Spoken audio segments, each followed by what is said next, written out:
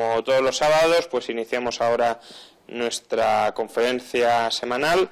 Hoy nos la impartirá Luis Alberto Valcárcel, el invierno mediático, The Winter is Coming, y bueno, pues nos hablará un poco de las perspectivas, el panorama de los medios de comunicación frente tanto la crisis económica, que ha supuesto obviamente una caída de ingresos publicitarios, como la propia transformación del modelo productivo y del modelo de ofrecer información de estos medios al enfrentarse a innovaciones tecnológicas como Internet, como el iPhone, como el iPad, y ver cómo ellos se conjugan en unos momentos, pues ya digo, de transformación sectorial y de crisis de ingresos y de necesidad de convivir en lugar de combatir, como sería necesario, al poder político. Pero bueno, todo esto nos lo ha explicado hoy Luis Alberto, que seguro que va a brindarnos una charla muy interesante.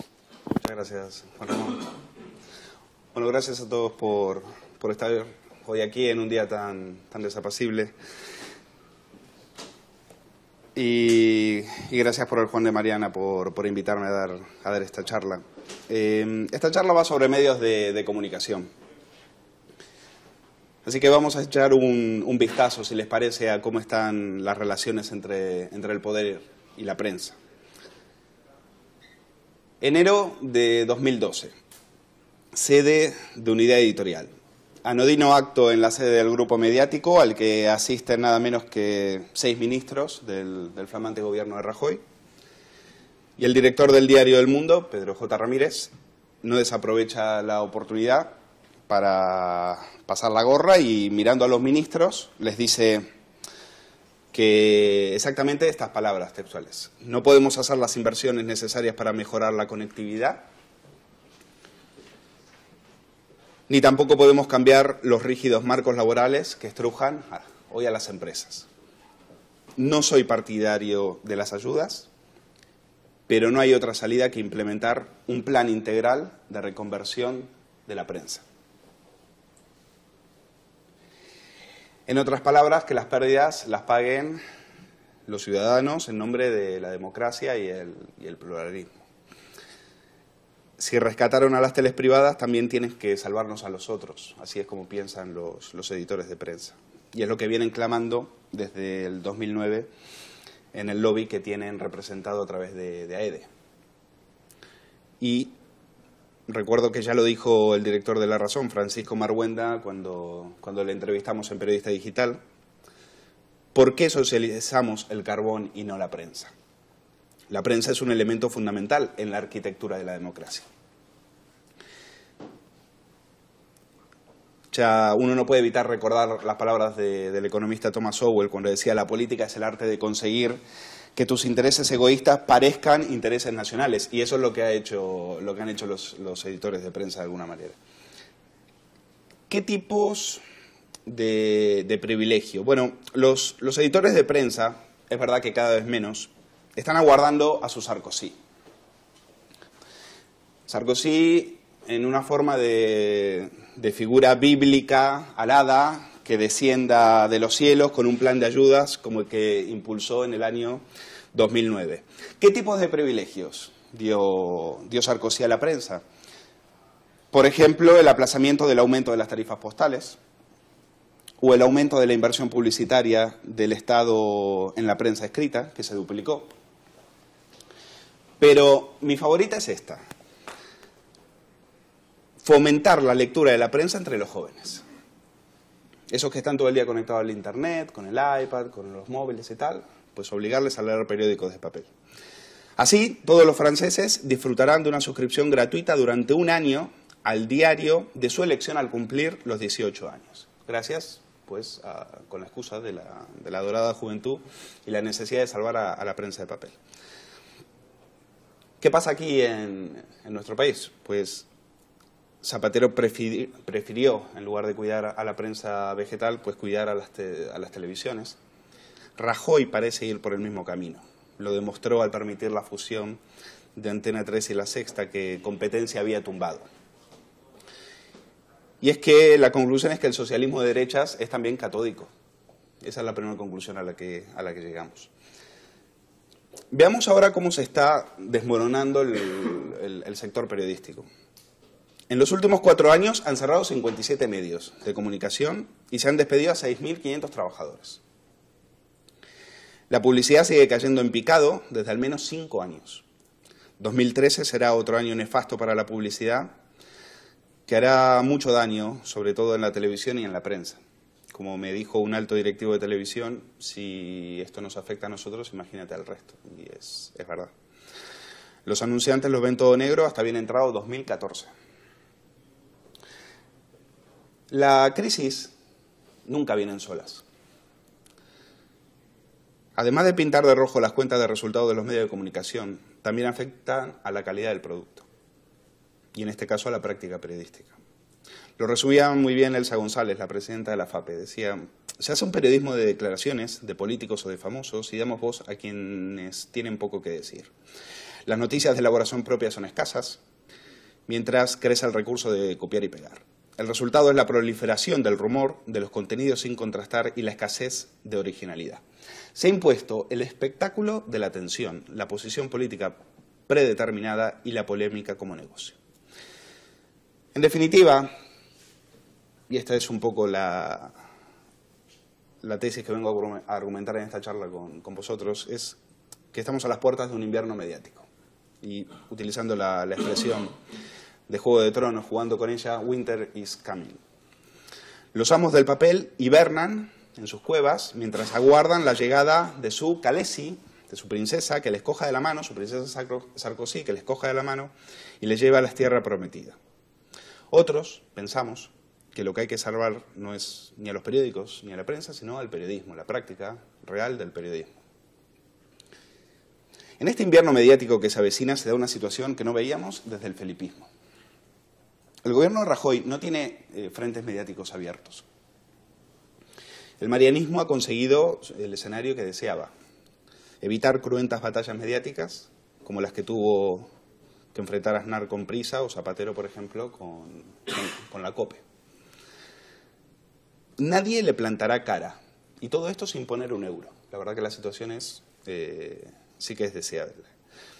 Porque en este momento la supervivencia de los grupos mediáticos pasan por parar su hemorragia, por detener las pérdidas en las cuentas de resultados. En la prensa de papel no hay un periódico nacional que ponga al gobierno en aprietos. En la televisión lo mismo, con la excepción de La Sexta, que está obteniendo récords históricos de audiencia haciéndole oposición a Rajoy. Toda la que no le hizo a Zapatero, pues ahora se le hace a Rajoy y los resultados para ellos son pues espectaculares.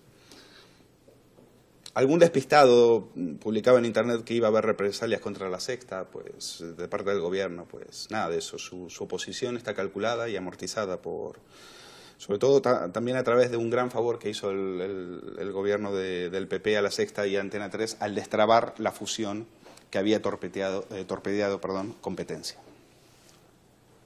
¿Cuál es el resultado de todo esto? El resultado es más invierno mediático. Porque esta fusión merma la competencia. El duopolio Mediaset Planeta se queda con el 80% de la tarta publicitaria. Con lo cual, muchos otros medios más pequeños lo van a tener más difícil para sobrevivir. El diseño de la televisión en España sigue estando monopolizado por el clientelismo y las licencias a dedo a los amigos del poder. Escuchamos de la izquierda que sigue aún hoy encandilada con el modelo audiovisual de Zapatero, cuando lo cierto es que repartió la tarta televisiva entre los amos multimedia de siempre, Prisa, Vocento, Planeta, Rizzoli y especialmente Mediapro, a quien le abrió las puertas de RTV para que hiciera caja las veces que necesite. Qué casualidad que estos amos de la televisión sean al mismo tiempo los dueños de 5 de los 6 diarios de información nacional, El País, El Mundo, ABC y La Razón, Público.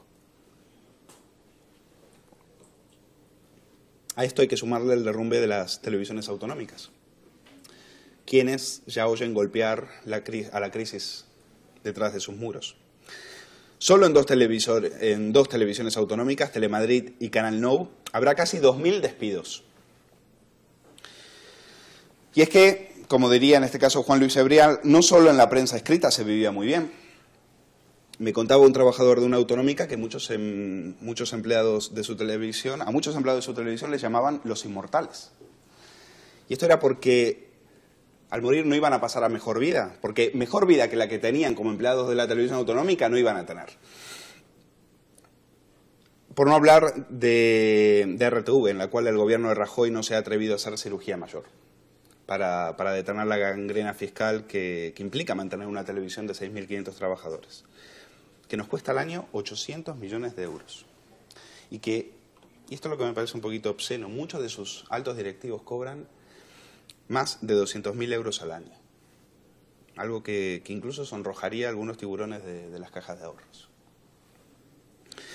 Todavía recuerdo como un trabajador de RTV me confesaba en tiempos de Zapatero que no hacían más que estar de brazos cruzados, haciendo pasillo. Sentimos, me dice, que estamos estafando a los contribuyentes. Me pareció muy honesto. El invierno mediático no durará mucho. Ya hay movimientos soterrados en la radio, donde pronto veremos probablemente la fusión entre Punto Radio y COPE.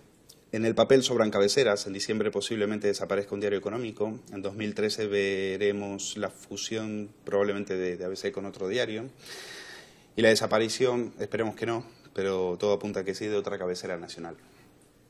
La prensa regional resiste gracias a millonarios subsidios autonómicos que todavía se mantienen y que no han bajado el listón. Y por el lado de los gratuitos solo queda uno, que es 20 minutos, que ya está poniendo la prueba hacia Internet luego de perder 10 millones de euros entre 2010 y 2011. Vamos a hacer un impasse y vamos a ver cómo era el modelo de la prensa y de qué vivían, cómo se vive, qué era lo que la mantenía. Si es que soy capaz de conectar esto.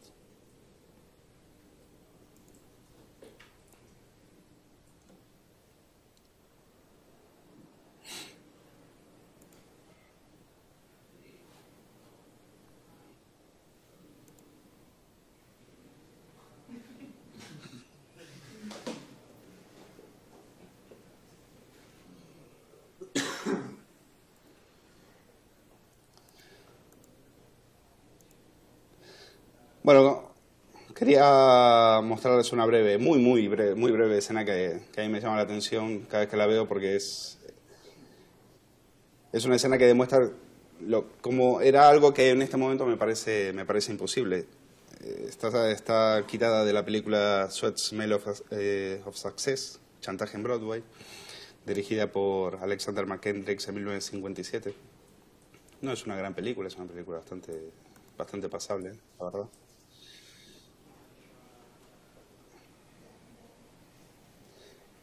Mirad lo que hace con el periódico ahora. Lo acaba de comprar.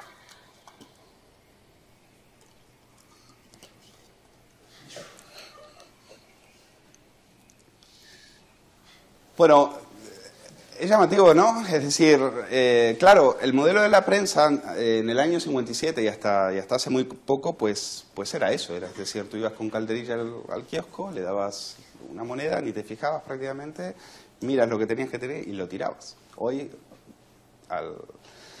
al kiosco hay que ir prácticamente casi con tarjeta de crédito y los periódicos, pues 1,20, 1,30, 1,50, pues uno ya se lo piensa. Es un modelo, el modelo de la prensa el modelo antiguamente vivía muy bien a través de la publicidad, porque cada espacio que ese periódico era prácticamente toda publicidad y no vivían de los ejemplares que vendían, ¿no? Ahí no estaba su mayor fuente de ingresos. Y hoy a nadie se nos ocurre comprar El País, gastar 1,30 € y tal, leer lo que sea, leer la columna de quien sea e ir y tirarlo, porque estaríamos tirando el dinero, salvo que eso lo podemos hacer con los gratuitos, pero con un diario que vayamos a comprar al kiosco, pues resulta complicado. Ese modelo, en el año 1957, pues es lo que ya ha desaparecido. Y vamos a hablar de cómo hemos llegado a esta situación. En gran parte hemos llegado hasta aquí por un falso diagnóstico y una falsa dicotomía. Con falso diagnóstico me refiero a esa mentalidad que se han tatuado en la piel los editores de prensa, que consiste en creer que, como bien resume el periodista de ABC Borja Vergareche, ellos, la prensa digital, nos chupan la sangre y roban nuestros contenidos, mientras que nosotros ponemos los recortes y ponemos los despidos. Y la falsa dicotomía es la de la prensa print versus la prensa online. Escuchamos las letanías de los editores de prensa, Pedro J, Cebrián, lo que sea, sin olvidar al menos que es...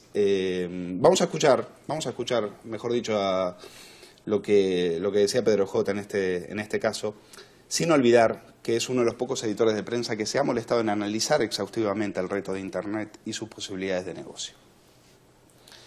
Primero le planta cara a Google, primero le planta cara y le planta guerra. Dice, Pedro J acusa al agregador de esquilmar el futuro de la prensa, de las empresas periodísticas, a base de agregar sin pagar contenidos ajenos. Él dice, los piratas no son los usuarios, son los agregadores. Esto lo afirma en 2009.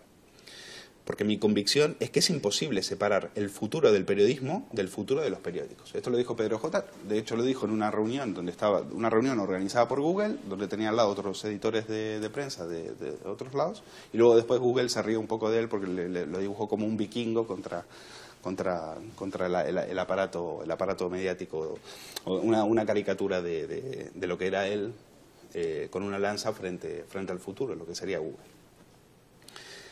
Sin periódicos, dice él, que hagan beneficios operando en distintos soportes, no habrá periodismo de calidad y esto será una pérdida muy grave para la democracia. Es incomprensible que algunos de verdad crean que nos informamos a través de Google News. En todo caso, si tanto les molesta, pues que se den de baja del rastreador de Google. Lo hicieron en Bélgica algunos periódicos y enseguida sus índices de tráfico cayeron en picado, claro. Segundo, la batalla por la influencia. Esto sí es interesante. Dice Pedro J, se lo dice a Albert Montagut en un libro que acaba de salir la semana pasada, que se llama New Paper. Los medios tradicionales siguen teniendo su hegemonía y su influencia. Los periódicos de Internet no han conseguido hacerle sombra desde el punto de vista de las grandes cabeceras. Ahora, la batalla por la influencia, ¿no? La pregunta es la que planteaban esta semana los trabajadores del país, y está Roberto Marón, de Periodista Digital, que lo ha seguido muy de cerca, donde los trabajadores del país le preguntaban a Cebrián con la espada de despido sobre sus cabezas. Dicen, ¿cómo piensas hacer un periódico influyente con 300 periodistas menos? Y entre ellos, muchos de ellos, a los más veteranos y a los que planteaban ahí, a los que hacían un poco de escuela ahí. Pedro J puede replicar este argumento. Dice, la influencia sigue estando en el soporte impreso, porque los ordenadores no son un soporte adecuado para una lectura larga y reposada. Y en cambio las tabletas sí lo son, pero su nivel de penetración es pequeño. Se trata de darles tiempo y de que las operadoras, porque aquí hay otra gran cuestión de la cual él no entra a hablar, pero que sí es importante. Y es que durante mucho tiempo en Unidad Editorial y también en otras plataformas estaban muy molestas con las operadoras porque decían, claro, ¿de qué vale que todos tengamos iPad si una tarifa de Internet cuesta 50 euros? Y esto no está al alcance de cualquiera. Y por otro lado, las operadoras también lloriqueaban y decían que Google, Apple, recalentando el ancho de banda, que no damos abasto con tantos datos. Pues bueno, ahí es una cuestión de eficiencia. El que sea eficiente y el que pueda dar más datos, pues que venga y lo haga. Pero plantearse ahí y decir, no podemos con todo esto, y dejar a los usuarios en ascuas, pues tampoco me parece lo más recomendable. En este momento, si hablas con los editores de prensa, te confiesan haber cometido un error colectivo extraordinario, al haber distribuido contenidos de alto valor añadido a través de canales gratuitos. Los estamos pagando y estamos ante una urgente necesidad de rectificar eso, apunta Pedro J en este libro New Paper a Albert Montagut.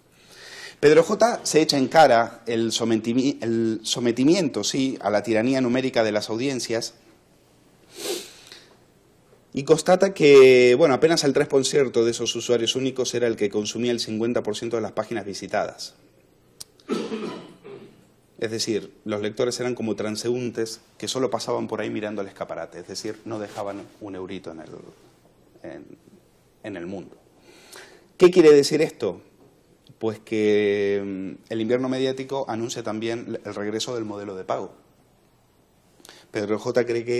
los editores creen que han caído en la trampa de los millones de usuarios únicos, aquel enorme sueño, que no solo lo creyó él, de que traería enormes caudales de publicidad a Internet. Y al final no ha sido así. Lo mismo piensa Cebrián cuando le dice a Montagut en el mismo libro que reabrir la web del país en el 2005 fue un error. Ustedes saben que primero la cerraron para hacer un modelo de pago y luego en el 2005 la volvieron a reabrir.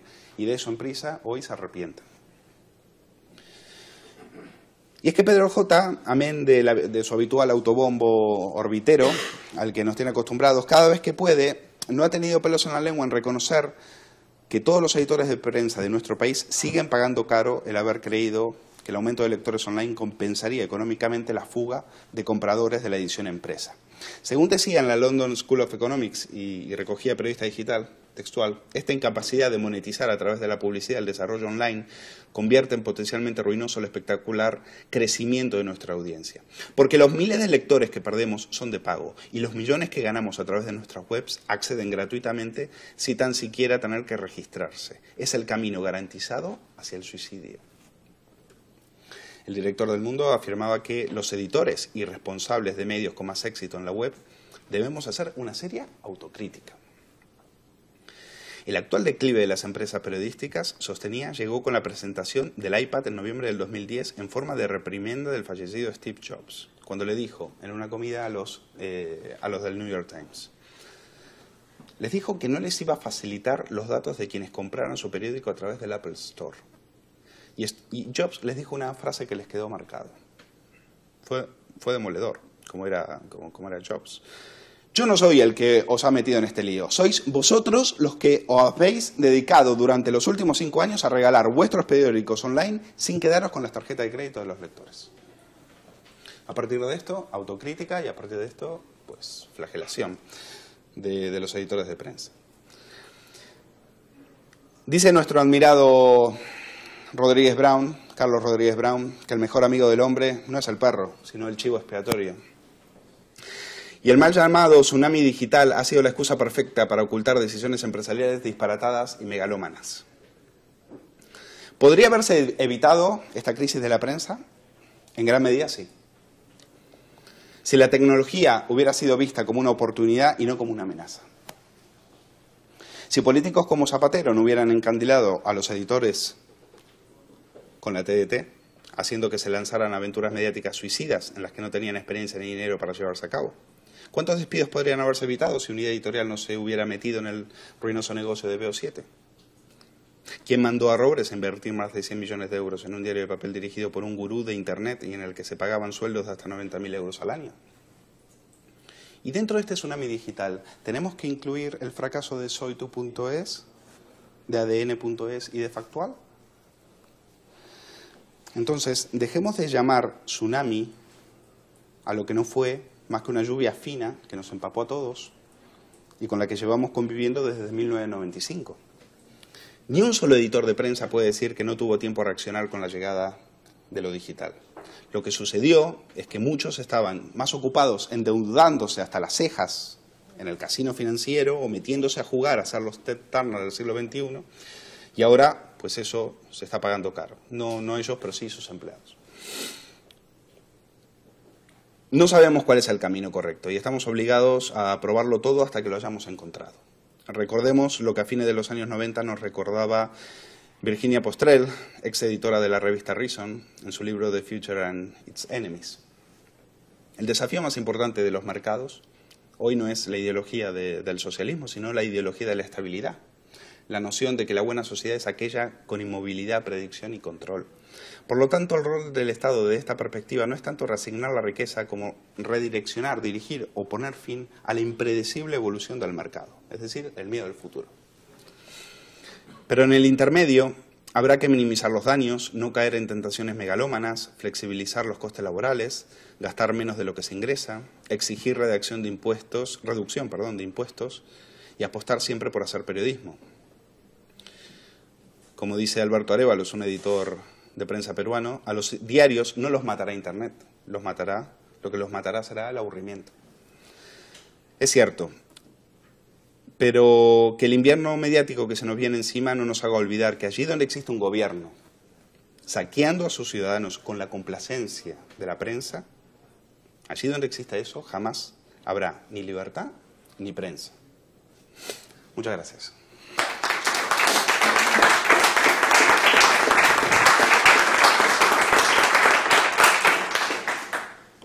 Abrimos ahora el turno de preguntas.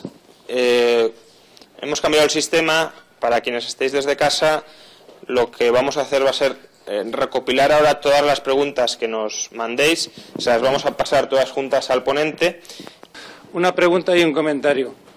El tema de la publicidad en televisión es probablemente el sitio donde es más austríaco el mercado. Me refiero a que el mundo publicitario solamente entiende una cosa que se llama coste por GRP y cobertura. El coste por GRP, con la estructura que ha mencionado usted, pues evidentemente hasta que no se lime no hay nada que hacer, pero el anunciante está dispuesto a invertir siempre y cuando la inversión que haga le reporte ventas. No a precios antiguos, no a lo que eran 1.000 euros prácticamente el coste por GRP, sino una tarifa muchísimo más barata. Y en el caso de la prensa es que está absolutamente politizada.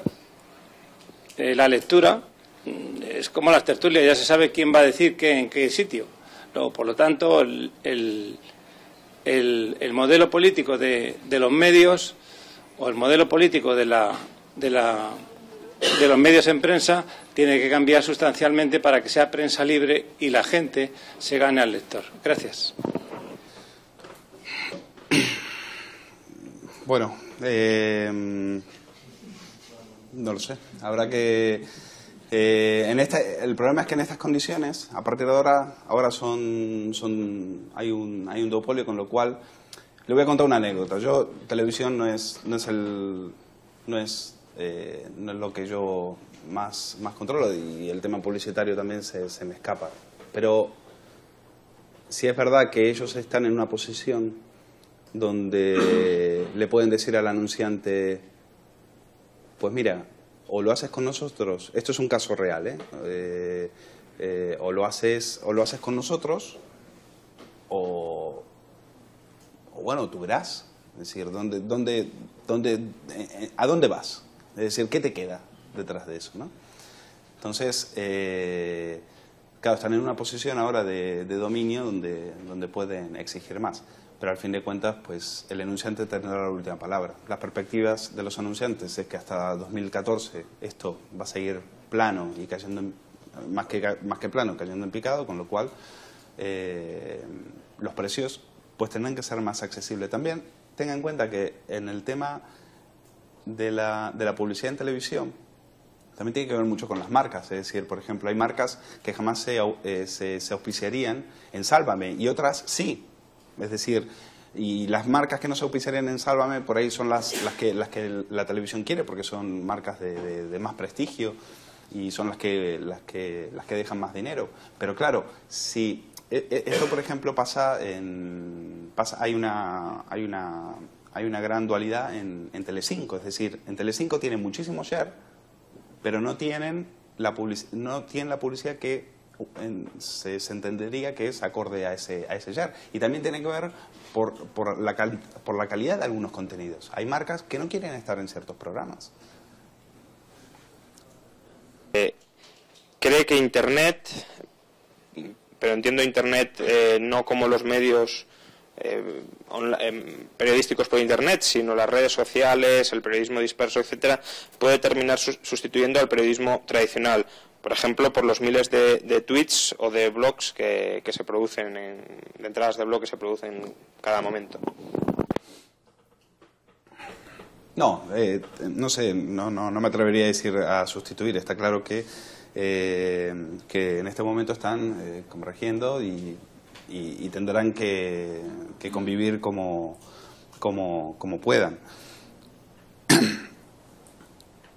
Si hoy desaparecería la prensa online, también es verdad que los diarios más leídos, pues son los diarios online más leídos son también los que tienen soporte en papel. Pero yo creo que en este sentido, si la prensa online lo que tiene en este momento que ofrecer es una agenda distinta a la agenda que ofrece el papel. En este momento son estructuras más pequeñas. Es verdad que la influencia, y en eso tiene razón todavía Pedro J., hay la influencia hoy, que lo diga el papel, pues tiene más, por lo menos de cara a las televisiones, tiene más importancia de que lo diga un digital. Rara vez un diario de papel citará un digital. Y rara vez la portada de un digital aparecerá en un resumen de prensa, en un telediario. Se está haciendo ahora en la televisión española, pero es algo novedoso, no sé si hasta ese momento. Si en este momento la prensa y también decía otra cosa Pedro J., es decir, es que el lector de papel es más pausado y más reflexivo. Bueno, todo eso podía ser hasta el iPad. Después del iPad ha cambiado absolutamente todo. Y si no, que se lo pregunten a las editoriales que se han volcado en un año, de la noche a la mañana, en el tema del ebook. Con lo cual ahí también hay una revolución. De momento, pues habrá convivencia entre el papel y online, pero sí es verdad que veremos, después de que pase este invierno mediático, pues veremos fusiones, veremos operaciones porque el mercado no aguanta y no da para todo. Y más, con la crisis publicitaria, pues es la tormenta perfecta.